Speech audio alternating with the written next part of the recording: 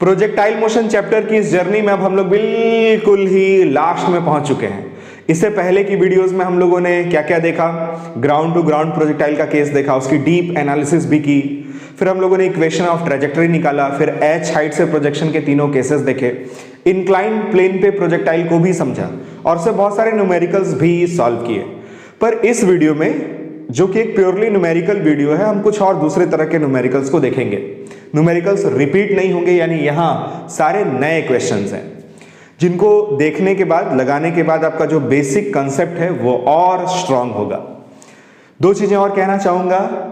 इन numericals की solving में मैं ये मान के चल रहा हूं कि आप मेरी पिछली वीडियोस को देखने के बाद यहां तक पहुंचे हैं और इस न्यूमेरिकल वाली वीडियो को देख रहे हैं, तो बहुत ही बेसिक चीजों का रेफरेंस नहीं दिया जाएगा कि वो कहां से आ रहा है, क्योंकि उस पर हम लोगों ने काफी काम पहले की वीडियोस में कर रखा है। फिर देखिए, कोई भी स्टूडेंट फिजिक्स में कितना ब्राइट स्टूडेंट है, उसकी परख इसी बात से की जाती है कि वो न्यूमेरिकल्स को कितनी इफिशिएंटली लगा पाता है। तो आइए सॉल्व करते हैं। बहुत ही प्यारे प्यारे अच्छे न्यूमेरिकल्स हैं यहाँ पे। ऑल्दो मैंने इनको हिंदी में लिख रखा है, पर आप टेंशन मत लीजिए, इसको हम हिंदी में, इंग्लिश में, दोनों में एक्सप्लेन करेंगे और अपनी ओर से आपको समझाएंगे भी कि क्वेश्चन क्या कह रहा है और उसको कैसे सॉल्व करेंगे। सबसे पहला क्वेश्चन देखते हैं। यदि कोई व्यक्ति किसी गेंद को ऊपर की ओर मैक्सिमम 35 मीटर की हाइट तक फेंक सकता है, तो वह उसे अधिकतम कितनी दूर फेंक सकेगा? क्वेश्चन क्लियर हो गया आपको? इसके ऑप्शंस भी देख लिए आपने। अब इसे मिटा देते हैं ताकि थोड़ी सी जगह मिल सके इसको सॉल्व करने के लिए। एक बार फिर से क्वेश्चन बताते हैं आपको कि क्वेश्चन में क्या कह रहा है। क्वेश्चन में ये कह रहा है कि कोई भी पर्सन किसी ऑब्जेक्ट को वर्टिकली अपवर्ड डायरेक्शन में मैक्सिमम 35 मीटर की हाइट तक उसको फेंक सकता है। तो मैक्सिमम हाइट तक फेंकने के लिए इसको बहुत ही जान लगाकर जबरदस्त तरीके से फेंकने होगा। मान लीजिए आप इसको u स्पीड से ऊपर की ओर फेंकते हैं और अकॉर्डिंग टू द क्वेश्चन ये मैक्सिमम 35 मीटर की हाइट तक जाता है। उसको भी फिलहाल के लिए हम h लिख लेते हैं। इस h को आप आराम से कैलकुलेट कर सकते हैं v² = u² + 2as वाले फॉर्मूले से। जब ये मैक्सिमम हाइट पे पहुंचेगा तो उसकी वेलोसिटी क्या हो चुकी होगी? 0। तो ये हुआ 0। आपने इसको फेंका u से, एक्सेलरेशन -g, क्यों? क्योंकि उसकी डायरेक्शन नीचे की तरफ है, इंटू s की जगह h। तो यहां से देखिए h की वैल्यू हमें मिलेगी u² / 2g। तो इक्वेशन ऑफ मोशन हमें ये बता रहा है कि अगर हम u स्पीड से किसी भी ऑब्जेक्ट को वर्टिकली अपवर्ड डायरेक्शन में प्रोजेक्ट करें तो वो मैक्सिमम u² / 2g हाइट तक जाएगा। प्रोजेक्टाइल मोशन का भी जो फॉर्मूला है वो हमें यही चीज बताता है। देखिए, प्रोजेक्टाइल मोशन में मैक्सिमम हाइट का फॉर्मूला क्या होता था? h = u² sin² theta / 2g। h maximum होने के लिए थीटा की वैल्यू कितनी होनी चाहिए? थीटा की वैल्यू होनी चाहिए 90 डिग्री, ताकि साइन 90 डिग्री की वैल्यू मैक्सिमम यानी कि 1 हो सके। तो देखिए, ये भी हमें ये बता रहा है कि जब आप किसी भी प्रोजेक्टाइल को हॉरिजॉन्टल से 90 डिग्री यानी सीधे वर्टिकल डायरेक्शन में फेंकेंगे तो ही जो हाइट है वो मैक्सिमम मिलेगी।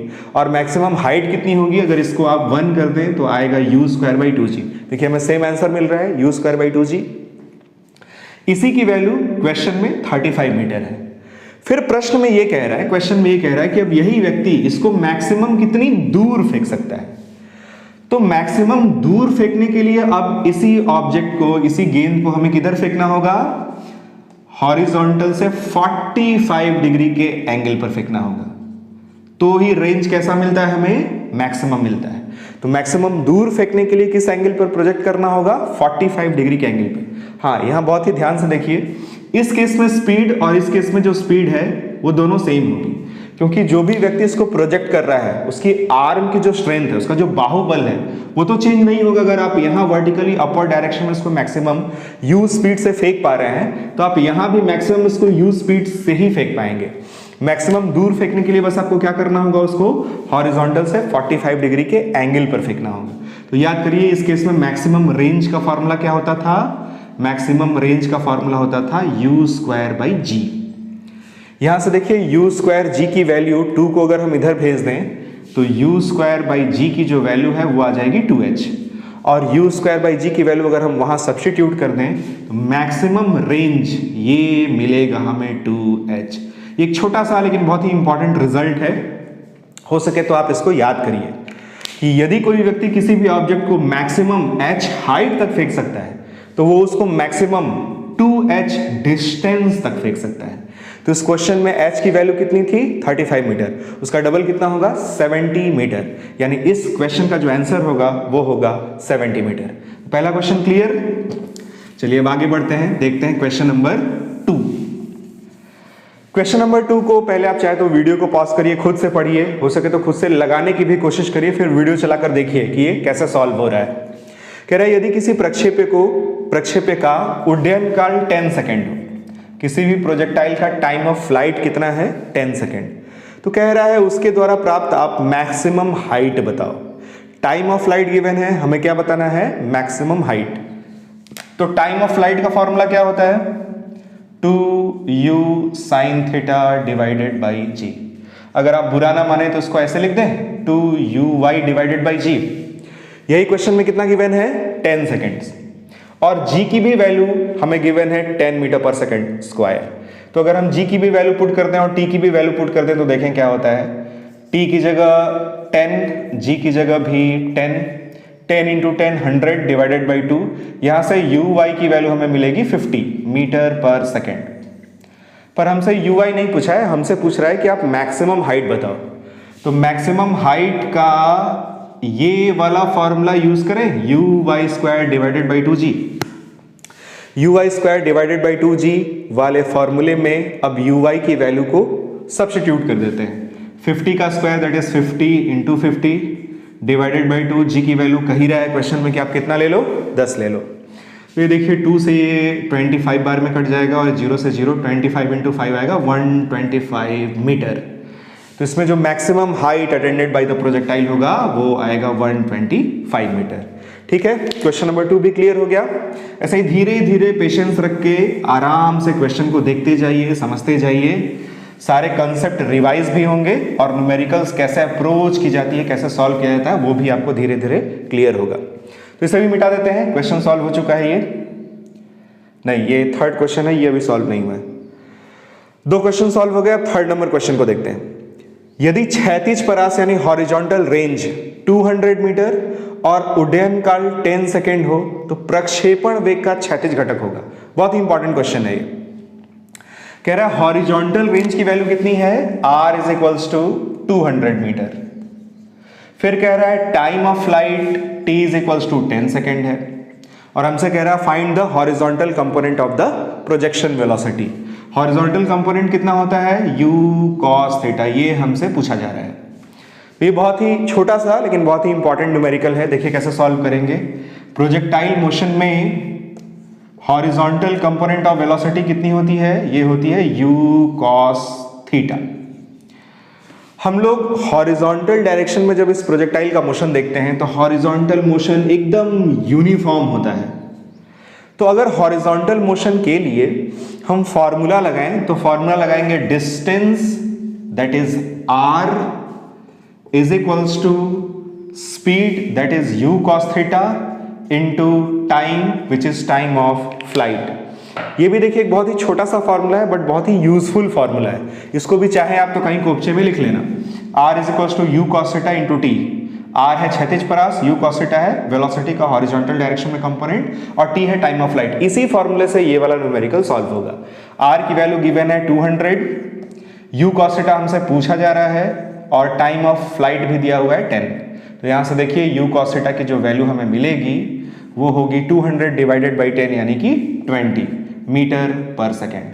तो 20 मीटर पर सेकेंड है कहीं ऑप्शन में, है ये सी वाला ऑप्शन। तो ये भी क्लियर हो गया आपको। अब आगे बढ़ते हैं क्वेश्चन नंबर 4 की तरफ। क्वेश्चन नंबर 4 क्या कह रहा है देखा जाए, इसकी भी बात सुन ली जाए। किसी प्रक्षेप्य का क्षैतिज से अल्फा डिग्री के कोण पर u चाल से प्रक्षेपित किया जाता है। कोई प्रोजेक्टाइल है, उसे हॉरिजॉन्टल से अल्फा डिग्री के एंगल पे u स्पीड से ऐसे प्रोजेक्ट किया जाता है। फिर कह रहा है उस समय प्रक्षेप्य की चाल क्या होगी जब उसका क्षैतिज से बना कोण बीटा होता है। जैसे जैसे ये ऊपर जाएगा इसके वेलोसिटी की डायरेक्शन चेंज होगी, तो वेलोसिटी की डायरेक्शन का एक्स एक्सिस से और हॉरिजॉन्टल से बनने वाला एंगल भी चेंज होगा। तो कहीं पे भी यही मान लेते हैं इसकी वेलोसिटी पूछ रहा है क्या होगा जब हॉरिजॉन्टल से बनने वाला एंगल अल्फा से चेंज होकर कितना हो जाता है, बीटा हो जाता है। ये बताइए यहाँ पे स्पीड और यहाँ पे स्पीड सेम होगी ना, बिल्कुल सेम होगी, हम लोगों ने एनालाइज किया हुआ है। इस पॉइंट पे स्पीड सेम होती है, इस पॉइंट पे स्पीड भी सेम होती है, पर वेलोसिटी सेम नहीं होती। तो इस क्वेश्चन को कैसे सॉल्व करेंगे? ऐसे क्वेश्चन में हमेशा हम लोगों को कॉन्सेप्ट यूज करना चाहिए कि प्रोजेक्टाइल मोशन में हॉरिजॉन्टल कंपोनेंट ऑफ वेलोसिटी कभी चेंज नहीं होती। तो यहाँ पे हॉरिजॉन्टल कंपोनेंट क्या होगा, u cos अल्फा, और यहाँ पे हॉरिजॉन्टल कंपोनेंट क्या होगा, v cos बीटा। दोनों क्या होने चाहिए आपस में equal. u cos alpha is equals to v cos beta. यहाँ से v की वैल्यू कितनी मिलेगी, u cos alpha divided by cos beta. है ऐसा कोई option? u cos alpha divided by cos beta, यानी कि ऑप्शन डी। अब आगे बढ़ते हैं, देखते हैं question number 5।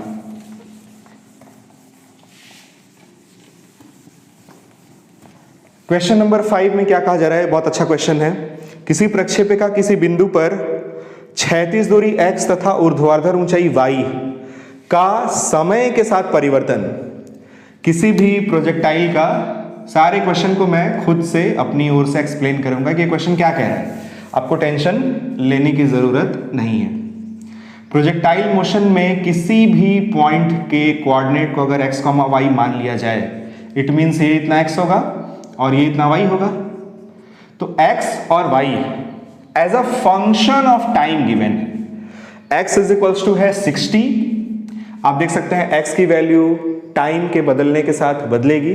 t equal to 0 पर x इक्वल टू 0 होगा, यानी t इक्वल टू 0 पर x कोऑर्डिनेट यहाँ 0 ऑरिजिन पे होगा। इस y की भी वैल्यू को as a function of time देखिए, y is equals to given है 8t minus 5t square.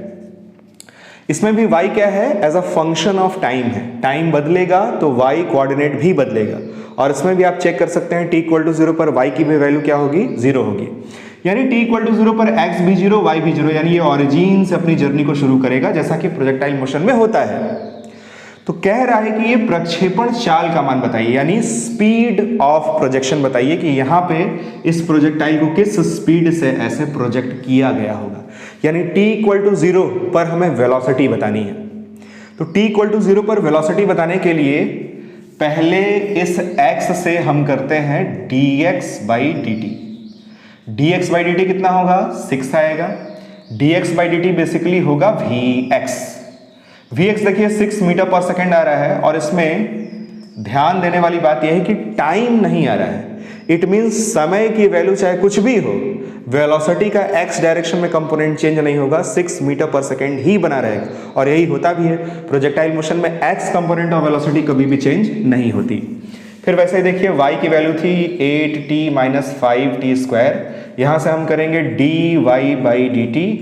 dy by dt आएगा 8 माइनस 10t, और ये जो dy बाई dt है ये होगा rate of change of y with respect to t, यानी rate of change of displacement in the vertical direction with respect to time. ये होगा vy, ये आ रहा है देखिए 8 minus 10t। vy time depending है, टाइम के बदलने के साथ, टाइम के बीतने के साथ, टाइम के चेंज होने के साथ vy भी चेंज होगा, और होता ही है। प्रोजेक्टाइल मोशन में वर्टिकल कंपोनेंट ऑफ वेलोसिटी लगातार बदलती है। टाइम की वैल्यू अगर 0 से शुरू होगी तो vy की वैल्यू 8 होगी।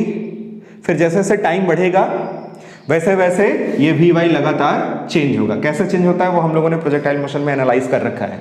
पहले कुछ देर बाद ये जब ये एक्सप्रेशन 8 के इक्वल हो जाएगा तो vy की वैल्यू 0 हो जाएगी। उसी टाइम पे ये अपने पाथ के मैक्सिमम हाइट वाले पॉइंट पे होगा। फिर इसकी वैल्यू ज़्यादा होगी तो ये vy नेगेटिव आएगा, यानी प्रोजेक्टाइल ऊपर से नीचे की तरफ आएगा। ये सब एनालिसिस हम लोग कर रखे हैं। इस क्वेश्चन को सॉल्व करते हैं। इसमें हमें इनिशियल पॉइंट पे या t इक्वल टू 0 पर नेट वेलोसिटी बतानी है। तो इस इक्वेशन में, इस फंक्शन में अगर हम t इक्वल टू 0 पुट कर दें तो हमें vy की वैल्यू मिलेगी 8 मीटर पर सेकेंड। और ये 8 मीटर पर सेकेंड कब की वेलोसिटी है, t इक्वल टू 0 पर, यानी एकदम इनिशियल ऑरिजिन पे। तो ऑरिजिन पर वेलोसिटी का हॉरिजॉन्टल कंपोनेंट है 6 और वर्टिकल कंपोनेंट है 8। हॉरिजॉन्टल कंपोनेंट है 6 मीटर पर सेकेंड और वर्टिकल कंपोनेंट है 8 मीटर पर सेकेंड। तो हमें नेट वेलोसिटी निकालने के लिए क्या करना होगा, इन दोनों का निकालना होगा रिजल्टेंट। और दो परपेंडिकुलर वेक्टर्स का जो रिजल्टेंट है वो कैसा निकलता है, √6 स्क्वायर प्लस 8 स्क्वायर, यानी ये आ जाएगा 10 मीटर पर सेकेंड। तो 10 मीटर पर सेकेंड यानी कि ऑप्शन सी। अब आगे बढ़ते हैं और देखते हैं क्वेश्चन नंबर 6। क्वेश्चन नंबर 6 देखते हैं, यदि प्रक्षेपण कोण थीटा, उड्डयन काल टी एवं क्षैतिज परास आर हो तो tan थीटा की वैल्यू पूछी जा रही है। Angle of projection theta given है, time of flight T given है, हॉरिजॉन्टल रेंज आर गिवन है। हमसे पूछ रहा है कि भाई आप tan थीटा की value in terms of T and R बताओ। ऑप्शंस को अगर आप ऑब्जर्व करें अच्छे से तो आप देखेंगे सभी में टी स्क्वायर बाई आर तो है ही। तो हमें भी क्या करना चाहिए, टी स्क्वायर लिखना चाहिए। टी का जो फॉर्मूला होता है उसका स्क्वायर करेंगे। टी का फॉर्मूला होता है 2u sin theta divided by g, उसका स्क्वायर करेंगे तो आएगा 4u square sine square theta divided by g square. फिर r का भी फॉर्मूला लिखना चाहिए u square sine 2 theta divided by g. Sine 2 theta को एक्सपेंड भी कर देते हैं, साइन थीटा कॉस थीटा और बाहर ऐसे 2, यही होता है फॉर्मूला साइन 2 थीटा का, 2 साइन थीटा कॉस थीटा। अब इस टी स्क्वायर में इस r को लटका देते हैं। लटकाने से ये u स्क्वायर से u स्क्वायर कैंसिल, एक साइन थीटा से एक साइन थीटा कैंसिल, एक g से g कैंसिल और 2 से ये 4 भी 2 बार में कैंसिल। तो हमें मिलेगा t square upon r is equals to, क्या बचा भाई 2 बचा, एक साइन थीटा बचेगा डिवाइडेड बाई कॉस थीटा, ये हो जाएगा tan थीटा और डिवाइडेड बाई नीचे एक बचेगा हमारा ये वाला g। यहां से देखिए हमें tan थीटा की वैल्यू चाहिए। tan थीटा की वैल्यू निकालने के लिए 2 को भेजेंगे उधर, 1/2, g जाएगा ऊपर, g t square divided by r। देखिए ऐसा कोई ऑप्शन है, g t square divided by 2r, ये रहा ऑप्शन ए। तो क्वेश्चन नंबर 6 का जो सही विकल्प होगा वो होगा ऑप्शन ए। अब आखिरी क्वेश्चन देखते हैं, क्वेश्चन नंबर 7। क्वेश्चन नंबर 7 बहुत अच्छा क्वेश्चन है। क्या कह रहा है पढ़िए, यदि दो अलग अलग कोणों पर प्रक्षेप्य का परास एक समान हो, मतलब दो अलग अलग एंगल्स पर कह रहा है रेंज की वैल्यू अगर सेम हो, तो ऐसा कब होता था, जब हम लोग एक बार प्रोजेक्टाइल को थीटा और दूसरी बार सेम स्पीड से 90 डिग्री माइनस थीटा के एंगल पर प्रोजेक्ट करते थे। तो हमें रेंज की वैल्यू कैसी मिलती थी, हमें रेंज की वैल्यू मिलती थी सेम आर। तो क्वेश्चन में क्या कह रहा है, इन स्थितियों में अगर मैक्सिमम हाइट की वैल्यू h1 और h2 हो, इन केसेस में जब आप एक बार थीटा और दूसरी बार 90 डिग्री माइनस थीटा के एंगल पर किसी भी प्रोजेक्टाइल को प्रोजेक्ट करते हैं तो रेंज तो हमें सेम मिलता है, पर क्या टाइम ऑफ फ्लाइट और मैक्सिमम हाइट भी सेम मिलता है? नहीं। जैसा कि आप फिगर में ही देख सकते हैं कि मैक्सिमम हाइट दोनों की क्या है, अलग अलग है। तो मैक्सिमम हाइट क्वेश्चन में कह रहा है कि अगर h1 और h2 हो तो h1 h2 का जो प्रोडक्ट है वो प्रोपोर्शनल टू रेंज से कैसे रिलेटेड होगा वो हमें निकालना है। तो देखते हैं h1 की वैल्यू क्या होगी, u square sine square theta divided by 2g, equation number 1। और h2 की वैल्यू क्या होगी, u स्क्वायर साइन स्क्वायर, इसका एंगल ऑफ प्रोजेक्शन कितना है 90 minus theta divided by 2g, ये आएगा h2 is equals to u square cos square theta divided by 2g। ये हुआ इक्वेशन नंबर 2। अब इसमें इक्वेशन नंबर 1 का इक्वेशन नंबर 2 में मल्टीप्लाई कर देते हैं। यहाँ से हमें मिलेगा h1 h2 is equals to u square sine square theta divided by 2g multiplied by u square cos square theta divided by 2g। अब इसमें हमें रेंज का फॉर्मूला बनाना है, तभी तो h1 h2 का रेंज के साथ क्या प्रोपोर्शनलिटी रिलेशन आ रहा है वो हमें मालूम चल पाएगा। तो रेंज के फॉर्मूले को एक बार लिख लेते हैं। रेंज का formula u square sine 2 theta को अगर आप एक्सपेंड करके लिखेंगे तो आएगा 2 sine theta cos theta divided by g। तो हमें ये चीज इसमें बनानी है। और यहां आप देख सकते हैं कि साइन स्क्वायर कॉस स्क्वायर आ रहा है, u टू दी पावर भी 4 है। इसका मतलब ये r तो नहीं होगा, ये r स्क्वायर होगा। तो r स्क्वायर का फॉर्मूला एक बार बना के देखते हैं। r स्क्वायर का फॉर्मूला आएगा 4 u to the power 4 sine square theta cos square theta divided by g square. अब इसको इसमें फिट करते हैं। देखिए बहुत इजीली फिट हो जाएगा, h1 h2 is equals to, fit करने के लिए मैं ऊपर क्या चाहिए 4, तो ऊपर अगर 4 चाहिए तो ऊपर अगर 4 कर दिया जाए तो नीचे हमें करना पड़ेगा 16। क्यों भाई, कर सकते हैं, न्यूमरेटर और डिनोमिनेटर में बस 4 से मल्टीप्लाई किया गया और कुछ नहीं किया गया है। अब ध्यान से देखिए 4 u square u to the power 4 sine square theta cos square theta divided by g into g square, ये जो पूरा एक्सप्रेशन है ये है वहां से देखिए आर स्क्वायर, तो ये आएगा 1/16 r square. Since it is a constant so we can say h1 h2 is proportional to r square, तो h1 h2 प्रोपोर्शनल टू होगा आर स्क्वायर के, यानी ऑप्शन बी। अब कुछ और क्वेश्चंस को देखते हैं। अब बढ़ते हैं क्वेश्चन नंबर 8 की तरफ।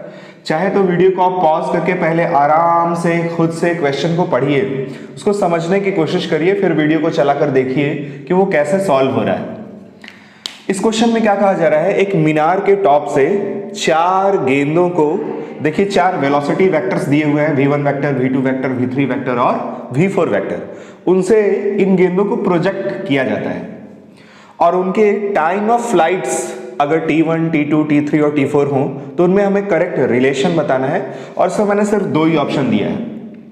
तो अगर आप वेलोसिटी वेक्टर्स को ध्यान से देखें तो एक 10i प्लस 20j है, एक माइनस 10i प्लस 20j है, एक 10i माइनस 20j है और एक माइनस 10i माइनस 20j है। अगर मैं आपसे पूछूं कि इन चारों वेलोसिटी वेक्टर का आप मैग्नीट्यूड निकाल कर बताइए और ये बताइए कि क्या वो सेम होंगे, तो अगर हम मैग्नीट्यूड निकालें तो सबका मैग्नीट्यूड सेम होगा, रूट ओवर 10 स्क्वायर यानी 100 प्लस 20 स्क्वायर यानी 400 400 100 500 यानी कि 10 रूट ओवर 5, यानी चारों गेंदों की जो प्रोजेक्शन स्पीड है वो सेम है, पर ध्यान से देखिए सभी की जो वेलोसिटी की डायरेक्शन है वो अलग अलग है। और अगर हम वेलोसिटी की डायरेक्शन को यहाँ देखें तो फिगर में आपको बना के समझाते हैं कि इनकी वेलोसिटी की डायरेक्शन किधर है। देखिए पहली जो गेंद है, सपोज ये कोई मीनार है, पहली गेंद की जो वेलोसिटी की डायरेक्शन है वो है 10i plus 20j, 10i plus 20j यानी कुछ इस डायरेक्शन में, ये है हमारा बॉल नंबर 1। दूसरी गेंद का जो वेलोसिटी का आप देखिए वेक्टर फॉर्म में minus 10i plus 20j, minus 10i plus 20j यानी इसको कुछ ऐसे प्रोजेक्ट किया जा रहा है, ये हमारा बॉल नंबर 2 है। वैसे ही तीसरे वाले का 10i माइनस 20j यानी इसको ऐसे प्रोजेक्ट किया जा रहा है, और चौथे वाले को कुछ इस तरीके से प्रोजेक्ट किया जा रहा है। तो ये बताइए इसका जो प्रोजेक्टाइल मोशन है वो कुछ इस तरीके से होगा, इसका प्रोजेक्टाइल मोशन कुछ इस तरीके से होगा।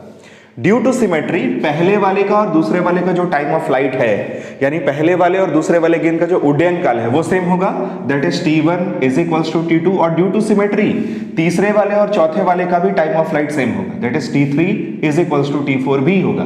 पर आप देख सकते हैं ये हॉरिजॉन्टल से थीटा डिग्री के एंगल पर ऊपर की तरफ और ये हॉरिजॉन्टल से थीटा डिग्री के एंगल पर नीचे की तरफ प्रोजेक्ट हो रहा है, इसलिए इसका टाइम ऑफ फ्लाइट जब भी होगा इन दोनों से ज्यादा ही होगा, that is t1 is equals to t2 और ये ग्रेटर देन होगा t3 is equals to t4 से, यानी कि ऑप्शन बी।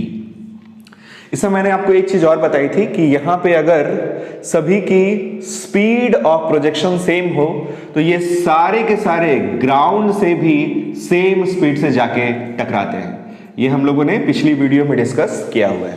तो ये क्लियर हो गया आपको क्वेश्चन। अब आगे बढ़ते हैं, क्वेश्चन नंबर 9 देखते हैं। क्वेश्चन नंबर 9 बहुत ही प्यारा क्वेश्चन है, बहुत ही प्यारा। देखिए क्वेश्चन नंबर 9 में क्या कहा जा रहा है, प्रदर्शित चित्र में as shown in the figure यदि प्रक्षेप्य को O से P तक जाने में लगा समय t1 हो, किसी प्रोजेक्टाइल को यहां से फायर किया जाता है, O से P तक जाने में इसको जो टाइम है वो कितना लगता है t1, और फिर कह रहा है P से A तक जो रिमेनिंग इसकी जर्नी है उसको कवर अप करने में इसको t2 टाइम लगता है। तो ये कह रहा है P पॉइंट की आप हाइट h बताओ इन टर्म्स ऑफ t1 t2।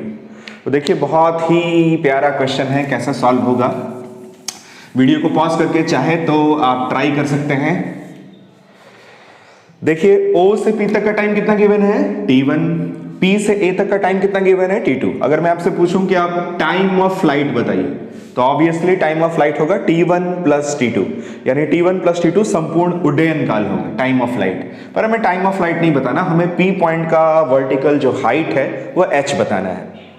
तो ये बताइए अगर ये हाइट h है तो इस पॉइंट पे भी ये हाइट h होगी, यानी h हाइट को ये प्रोजेक्टाइल 2 बार उस h हाइट पे पहुंचेगा। एक बार जब ये यहां से यहां पहुंचेगा तो भी वो ग्राउंड से h हाइट पे होगा, और एक बार जब ये यहां से यहां पहुंचेगा तो भी ये ग्राउंड से h हाइट पे होगा। अच्छा, P से A तक आने का अगर टाइम t2 है तो क्या ये भी समझा जा सकता है, अगर इस पॉइंट को सपोज P डैश मान लिया जाए, तो P से A तक आने का टाइम अगर t2 है तो O से P डैश तक जाने का टाइम भी t2 होगा। ड्यू टू सिमेट्री याद करिए, जितना टाइम यहां से यहां तक जाने में लगता है उतना ही टाइम यहां से यहां तक आने में लगता है वर्टिकल मोशन में।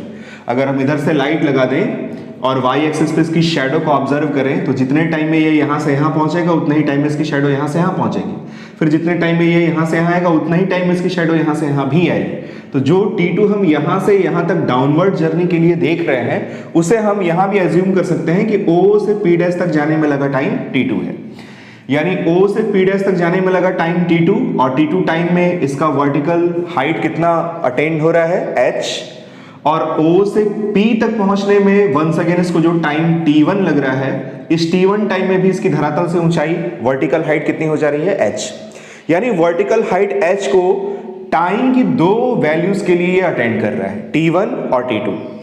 तो अगर हम इसका वर्टिकल मोशन देखें और sy is equals to uit plus half ayt square इस वाले फॉर्मूले का यूज करें, sy की जगह अगर हम पुट कर दें h, sy means displacement along y direction, वो हम लोगों ने कितना पुट कर दिया h, ui की जगह u साइन थीटा गिवन नहीं है, मान लेते हैं इसको u से और थीटा से फेंका गया है, वर्टिकल कंपोनेंट यही आता है u sine theta into time t plus half ay की जगह minus g into T square. इसमें भी देखिए ध्यान से, ये t में क्वाड्रेटिक है, t में कैसा इक्वेशन है ये क्वाड्रेटिक, यानी हमें यहां से टाइम की 2 वैल्यूज मिलेंगी, किसके लिए sy is equals to h के लिए, यानी मैथमेटिक्स हमें बता रहा है कि जब आप sy को h लोगे तो हमें टाइम की 2 वैल्यूज मिलेंगी, यानी समय के 2 मानों पर इसकी धरातल से जो ऊंचाई है, इसकी जो हाइट है वो h होने वाली है। वही हम लोग यहाँ एनालाइज कर रहे थे कि एक टाइम आएगा ये t1 और एक टाइम आएगा ये t2। तो इसको थोड़ा और अच्छे से लिख लेते हैं, 2 से अगर मल्टीप्लाई कर दिया जाए तो ये हो जाएगा 2h, यहाँ आएगा 2u साइन थीटा और ये 2 कैंसिल हो जाएगा, और इस प्लस माइनस से ये वाला माइनस हो जाएगा माइनस gt स्क्वायर। इसको और इसको इधर ले आते हैं LHS में, तो ये हो गया gt square minus 2u sine theta plus 2h is equal to 0। अब देखिए ये है क्वाड्रेटिक इक्वेशन और इसके 2 रूट्स होंगे t1 और t2। अगर हम t1 प्लस t2 करें तो t1 प्लस t2 से हमें मिलेगा टाइम ऑफ लाइट, उसको भी कैलकुलेट कर लेते हैं। t1 प्लस t2, याद करिए किसी भी क्वाड्रेटिक इक्वेशन के अगर 2 रूट्स अल्फा और बीटा होते हैं तो sum of roots alpha plus beta आता है माइनस बी बाई ए, तो माइनस बी बाई ए अगर आप करोगे, इसमें t छूट गया, यहाँ t भी था, अगर आप इसमें माइनस बी बाई ए करेंगे तो ये आ जाएगा 2u साइन थीटा बाई जी, यही होता है टाइम ऑफ लाइट का फॉर्मूला, और ये हम लोगों ने पहले भी निकाल रखा है। पर यहाँ हम लोगों को हाइट h कैलकुलेट करना है, तो जो प्रोडक्ट ऑफ रूट्स का फॉर्मूला होता है उसको यूज करेंगे।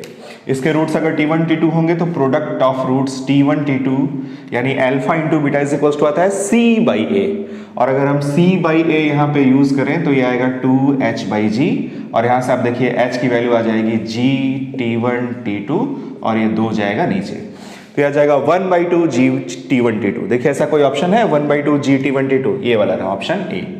तो क्लियर हो गया इस क्वेश्चन को कैसे सॉल्व करना है। ये बहुत ही इंपॉर्टेंट क्वेश्चन है, एग्जाम में t1 और t2 की वैल्यू, न्यूमेरिकल वैल्यू, जैसे t1 5 सेकेंड, t2 4 सेकेंड देकर भी आपसे उस p पॉइंट की हाइट को कैलकुलेट करवाया जा सकता है। तो आप चाहे तो डायरेक्ट ये फॉर्मूला भी यूज कर सकते हैं, उसको अगर आप याद रख सकें एक फॉर्मूले की तरह, ट्रिक की तरह, नहीं तो ये जनरल मेथड है ही। हम h के लिए क्वाड्रेटिक इक्वेशन बनाएंगे, उसके 2 रूट्स होंगे t1 t2 और t1 इंटू t2 करेंगे तो c बाई ए में हमें h की वैल्यू मिल जाएगी। अब आगे बढ़ते हैं क्वेश्चन नंबर 10 की तरफ। क्वेश्चन नंबर 10 में देखिए क्या कहा जा रहा है। चित्र में किसी पिंड को, फिगर भी गिवन है, मीनार के आधार से x दूरी पर स्थित बिंदु O से 45 डिग्री के एंगल पर फेंका जाता है। यहां O पॉइंट से किसी पार्टिकल को 45 डिग्री के एंगल पर फेंका जाता है। यहां एक मीनार है, इसकी हाइट कितनी है h, और ये इसके बेस से x डिस्टेंस की दूरी पर है पॉइंट O, और ये मीनार के टॉप को बस ऐसे टच करता हुआ मीनार के आधार से दूसरी तरफ y दूरी पर जाकर गिरता है। हमें मीनार की ऊंचाई यानी h की वैल्यू कैलकुलेट करनी है। इस तरह के क्वेश्चन में मैंने बताया था आपको कि जहां स्पीड u गिवन ना हो वहां हमें इस तरह के क्वेश्चन को सॉल्व करने के लिए इक्वेशन ऑफ ट्रैजेक्टरी का यूज करना चाहिए। और इक्वेशन ऑफ ट्रैजेक्टरी मैंने दो फॉर्म बताए थे, उसमें से जो ये वाला फॉर्मूला होता है y is equals to x tan theta bracket 1 minus x by r, ये फॉर्मूला हमें यूज करना चाहिए।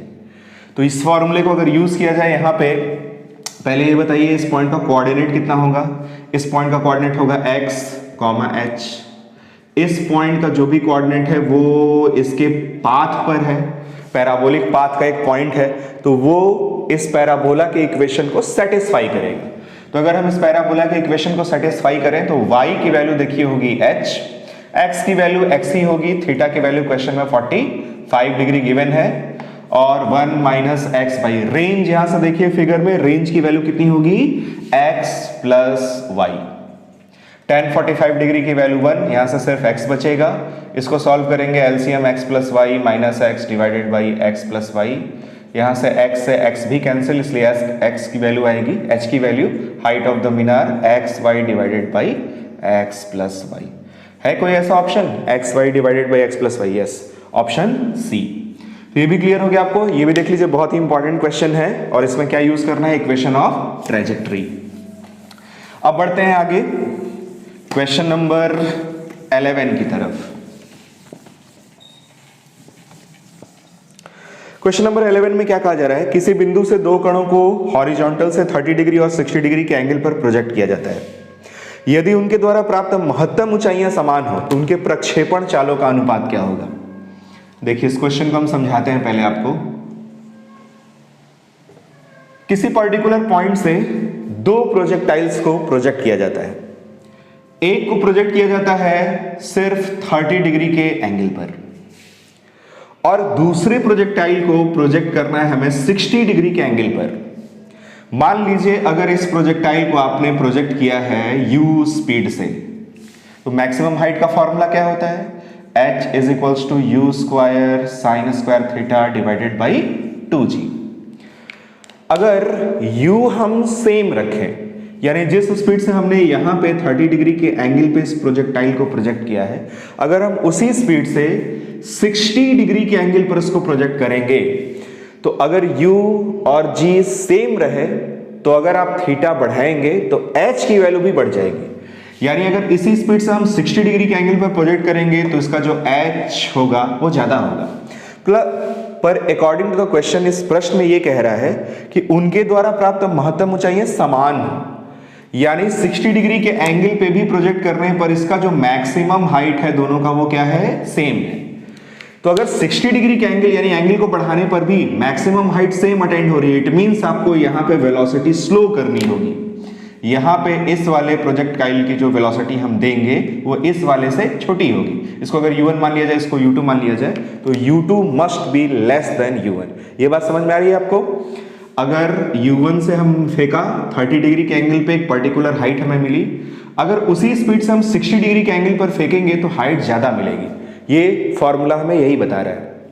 तो अगर हमें हाइट सेम रखनी है तो हमें अब की बार यानी 60 डिग्री के एंगल पर प्रोजेक्ट करते समय जो स्पीड है, स्पीड ऑफ प्रोजेक्शन, उसको पहले की तुलना में कम रखना होगा। तो देखिए अब इस क्वेश्चन को क्या इसमें पूछ रहा है, इसमें कह रहा है दोनों के प्रक्षेपण चालों का अनुपात बताओ, यानी कि u1 अपॉन u2 की वैल्यू हमसे पूछ रहा है। तो ये बताइए इन दोनों ही केसेस में h1 is equals to h2 है या नहीं? बिल्कुल है।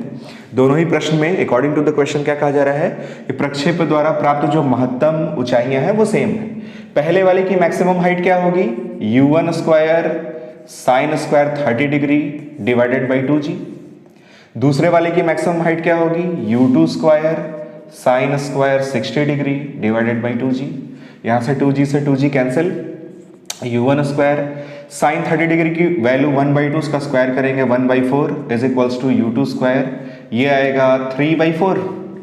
4 से 4 भी कैंसिल, यहाँ से u1 square divided by u2 square is equals to आएगा 3/1, और यहाँ से अगर हम स्क्वायर रूट लें तो u1 अपॉन u2 की वैल्यू आएगी √3/1। √3 की वैल्यू 1 से ज़्यादा ही होती है, ये लगभग 1.732 के आसपास होता है। तो आप देख सकते हैं u2 की वैल्यू कम है और u1 की वैल्यू ज़्यादा है। वही हम लोगों ने एनालिसिस करते समय शुरू में भी ये फील किया था कि हाँ u2 की जो स्पीड है वो u1 से कम होनी चाहिए। तो √3:1 है किसी में ऑप्शन, ये बी वाला ऑप्शन।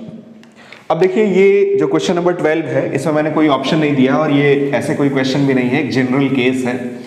ये केस बताना छूट गया था पीछे की वीडियोस में। ऐसा होता है वीडियोस बनाते बनाते कभी कभी कुछ पॉइंट मिस हो जाता है, छूट जाता है, फिर जब पता लगता है कि अरे ये पॉइंट तो छूट गया तो उसको फिर आगे कहीं ना कहीं एडजस्ट कर देते हैं। तो छूटेगा कुछ भी नहीं, अगर आप किसी भी चैप्टर पे मेरी सारी वीडियोस को आप देखेंगे तो आपको सभी कुछ कहीं ना कहीं मिलेगा जरूर। और कोशिश करते हैं कि सारी चीज़ें सीक्वेंस में ही हो, पर फिर भी कभी कभी थोड़ा बहुत इधर उधर हो जाता है। देखिए इसमें क्या कहा जा रहा है, किसी कण को क्षैतिज से थीटा डिग्री के एंगल पर u चाल से प्रक्षेपित किया जाता है। t टाइम के बाद हमें उसकी वेलोसिटी बतानी है और t टाइम के बाद उसका डिस्प्लेसमेंट बताना है। देखिए ग्राउंड टू ग्राउंड प्रोजेक्टाइल में हम लोगों ने बहुत सारी एनालिसिस करी थी, इसको भी देख लेते हैं। यहां से हम लोगों ने u स्पीड से हॉरिजॉन्टल से थीटा डिग्री के एंगल पर किसी भी प्रोजेक्टाइल को प्रोजेक्ट किया। मान लेते हैं इसका टाइम ऑफ फ्लाइट कितना है, t है। Suppose t is equal to 10 second है। अब अगर आपसे पूछे जाए कि भाई आप 6 सेकेंड के बाद या 5 सेकेंड के बाद या 8 सेकेंड के बाद आप इसकी नेट वेलोसिटी बताओ, उसकी वेलोसिटी का डायरेक्शन बताओ, जिस पॉइंट पे वो होगा उसके कोऑर्डिनेट्स बताओ, या फिर वो जिस पॉइंट पे होगा वहां पे इसका डिस्प्लेसमेंट बताओ। तो इस तरह के क्वेश्चन को कैसे सॉल्व करना है उसी को हम लोग देखेंगे। तो मान लेते हैं ये अभी O पॉइंट से इसको प्रोजेक्ट किया गया और t टाइम के बाद ये यहां कहीं पॉइंट P पे पहुंचता है, यानी O से P तक जाने में लगा समय कितना है, t। और स्वाभाविक सी बात है कि t की वैल्यू क्या होगी, टाइम ऑफ फ्लाइट से छोटी होगी। तो O से P तक जाने का समय t है, हमें क्या बताना है, P पॉइंट पर वेलोसिटी। P पॉइंट पे वेलोसिटी अगर v है तो इसका हॉरिजॉन्टल कंपोनेंट भी होगा vx और वर्टिकल कंपोनेंट भी होगा vy। फिर इस P पॉइंट के कोऑर्डिनेट को अगर हम x, y मान लें तो ये x होगा और ये इतना y होगा। अगर हम x को कैलकुलेट कर लें, अगर हम y को कैलकुलेट कर लें तो हम डिस्प्लेसमेंट, ये होगा डिस्प्लेसमेंट। डिस्प्लेसमेंट के लिए पाथ ऑफ द जर्नी नहीं देखी जाती, सिर्फ इनिशियल पॉइंट को देखा जाता है जहां से जर्नी शुरू होती है और उस पॉइंट को देखा जाता है जहां पे जर्नी एंड होती है या जहां पे भी हम डिस्प्लेसमेंट को मेजर करने वाले हैं। और इस इनिशियल पॉइंट और इस फाइनल पॉइंट को स्ट्रेट लाइन से ज्वाइन कर देते हैं, वही होता है डिस्प्लेसमेंट। तो अगर हम x की वैल्यू निकाल लें, y की वैल्यू निकाल लें तो पाइथागोरस के थ्योरम का यूज करके हम OP यानी कि डिस्प्लेसमेंट भी कैलकुलेट कर लेंगे। तो देखिए Vx निकालते हैं, यहाँ पे अगर इसका कंपोनेंट करें तो हॉरिजॉन्टल कंपोनेंट आएगा u cos थीटा और वर्टिकल कंपोनेंट होगा u sin थीटा। याद करिए प्रोजेक्टाइल मोशन में हॉरिजॉन्टल कंपोनेंट कभी चेंज नहीं होता, तो जितना हॉरिजॉन्टल कंपोनेंट यानी u cos थीटा यहाँ पे है उतना ही हॉरिजॉन्टल कंपोनेंट P पॉइंट पे भी होगा, that is Vx is equals to same u cos theta होगा। ठीक है, इसमें कोई प्रॉब्लम नहीं है। अब वर्टिकल कंपोनेंट Vy कैलकुलेट करते हैं, उसके लिए हमें फॉर्मूला यूज करना होगा Vy is equals to uy plus ay t। तो Vy is equals to uy u sin theta, ऊपर की डायरेक्शन को पॉजिटिव ले लेंगे, ay होगा minus g into time t। अब इसमें बहुत ही ध्यान से देखिए, शुरू में ये वाली वैल्यू ज्यादा होगी t इक्वल टू 0 पर, यानी एकदम स्टार्टिंग में वर्टिकल कंपोनेंट हमें यही मिल रहा है u sin थीटा। जैसे जैसे टाइम की वैल्यू बढ़ेगी Vy की वैल्यू घटेगी, कुछ टाइम के बाद जब ये न्यूमेरिकली इसके इक्वल आ जाएगा तो Vy की वैल्यू 0 हो जाएगी। Vy की वैल्यू 0 कहाँ पे होती है, प्रोजेक्टाइल के पाथ के एकदम मैक्सिमम वाले पॉइंट पे। फिर उसके बाद जब ये टाइम की वैल्यू तो लगातार बढ़ती ही रहती है, तो जब ये इसके न्यूमेरिकल इक्वल हो जाएगा फिर टाइम जब बढ़ेगा तो इसकी वैल्यू ज़्यादा होगी और इसकी वैल्यू कम होगी, तो Vy की वैल्यू नेगेटिव होगी। यानी शुरू में Vy पॉजिटिव होगा लेकिन घटेगा, घटते घटते 0 होगा, उसके बाद Vy की वैल्यू नेगेटिव हो जाएगी, यानी डायरेक्शन रिवर्स हो जाएगी, यानी प्रोजेक्टाइल ऊपर से अब नीचे की तरफ आएगा। तो जैसा आप टाइम सेट करेंगे उसके अकॉर्डिंग ऑटोमेटिकली ये पॉजिटिव या फिर 0 या फिर नेगेटिव वैल्यू दे देगा। तो Vy कैसा आता है वो डिपेंड करता है टाइम की वैल्यू पे। तो एग्जाम में या किसी भी क्वेश्चन में जब भी टाइम की वैल्यू दी जाएगी हम इसी फॉर्मूले में पुट करके Vy की वैल्यू निकाल लेंगे। फिर Vx निकल गया, Vy निकल गया, P पॉइंट पे जो नेट वेलोसिटी होगी Vp वो कैसा निकालेंगे, root over v x square plus v y square से। तो प्रोसेस तो यहीं पे खत्म होता है, लेकिन अगर आप और इसको आगे बढ़ाना चाहें तो इसमें वी एक्स की जगह यू कॉस थीटा इसका होल स्क्वायर और वी वाई की जगह you sine theta minus J T इसका होल स्क्वायर। इसको एक्सपेंड करने का कोई फायदा नहीं है, बहुत बड़ा सा फॉर्मूला बनता है, उसको याद करने की भी जरूरत नहीं है, याद करना भी नहीं चाहिए। आपको ये टेक्निक, ये प्रोसेस समझना चाहिए कि हमें अगर पी पॉइंट पर वेलोसिटी पूछ दी जाए तो हम उसको कैसे कैलकुलेट करेंगे। तो ये क्लियर हो गया आपको कि वेलोसिटी कैसे फाइंड आउट करनी है। अब देखिए, हमें अगर पी पॉइंट तक इसका डिस्प्लेसमेंट निकालना हो तो डिस्प्लेसमेंट कैसे कैलकुलेट करेंगे। उसके लिए सबसे पहले मोशन अलोंग एक्स देखते हैं। किधर, मोशन अलोंग एक्स।